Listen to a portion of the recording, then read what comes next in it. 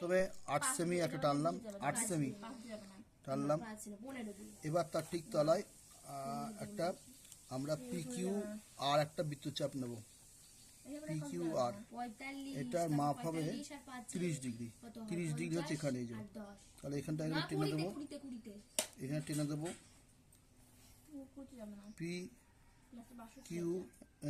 P Q R, 30 degree হলো।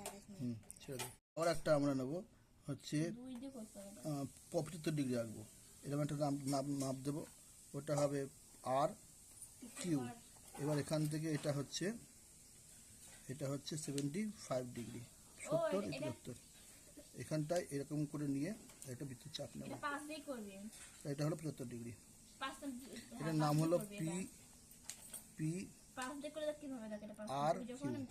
এবার একটা 8 সেমি নেব, 8 সেমি নিলাম, এই হচ্ছে এটার নাম হলো কিউ আর।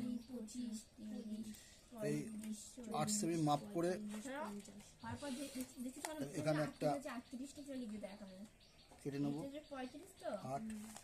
এবার এই সরলরেখাটার অর্ধেকের বেশি করে দুভাগ করে নেব, সমদ্বিখণ্ডিত করে নেব। এই সমদ্বিখণ্ডিত করলাম, এটাকে যোগ করে দেবো, যোগ করলাম। এটার নাম দেবো, যা ইচ্ছা নাম দিয়ে দিলাম, এখন নাম দিচ্ছি না। এবার হচ্ছে কিউকে কেন্দ্র করে 30 ডিগ্রি যাবো, কিউকে কেন্দ্র করে একটা 30 ডিগ্রি বাহু মাপ নেব, 30 ডিগ্রি কোণ আনবো। তাহলে এখানটায় 30-এর কেন্দ্র করে একটা 30 ডিগ্রি রাখলাম। এবার এখানে শুয়ে এইভাবে মাপ নেব, এই মাপ নেব, এখান থেকে এই মাপ নিয়ে 30 ডিগ্রি এটা বের করে নেব। এখান থেকে 30 ডিগ্রিটাকে যোগ করে দেবো, যোগ করলাম। এটার নাম দেবো, যা ইচ্ছা নাম দিয়ে দিলাম, এখন নাম দিচ্ছি না।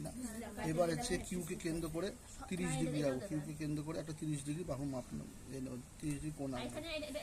তাহলে এখানটায় 30-এর কেন্দ্র করে একটা 30 ডিগ্রি রাখলাম।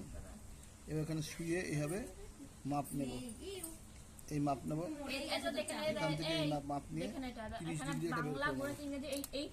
এখান থেকে 30 ডিগ্রি, এখান থেকে 30 ডিগ্রি এটা বের করে নেব। আচ্ছা, এবার এখান থেকে একটা 75 ডিগ্রি টানবো, এখান থেকে একটা 75 ডিগ্রি টানবো, এখান থেকে 75 ডিগ্রি টানলাম আমরা,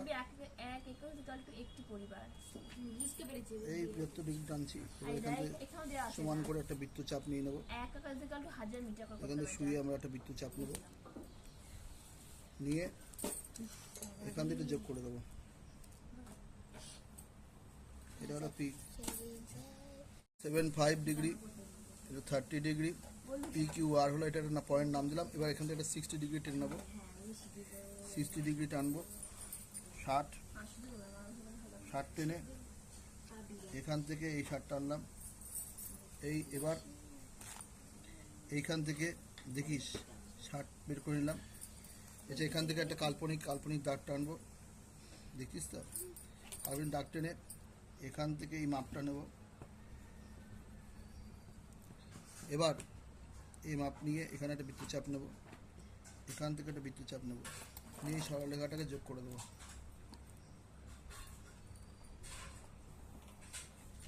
এবার এখান থেকে এই নিলাম, এখান থেকে এই নিলাম, নিয়ে যোগ করে দিলাম।